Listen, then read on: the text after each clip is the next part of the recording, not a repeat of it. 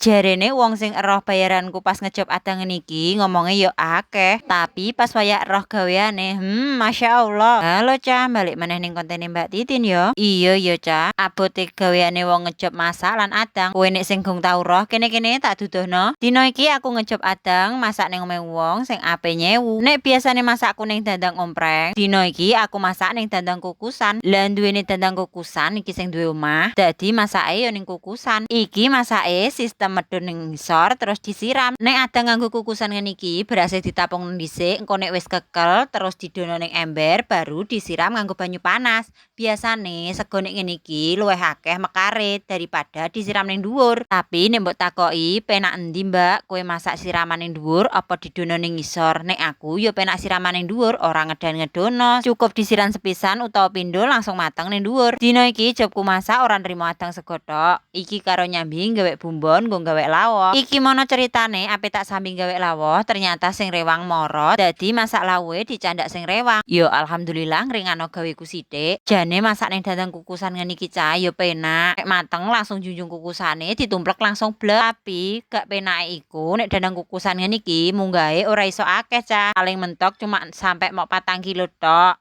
Lah ngene iki aku masake genep ana 45 kilo. Rak ya pegel ngunggahno le cah. Lah tapi ancen iki resikone wong ngejob adang karo gawe lawuh. Lah ngene kok ana sing kandha.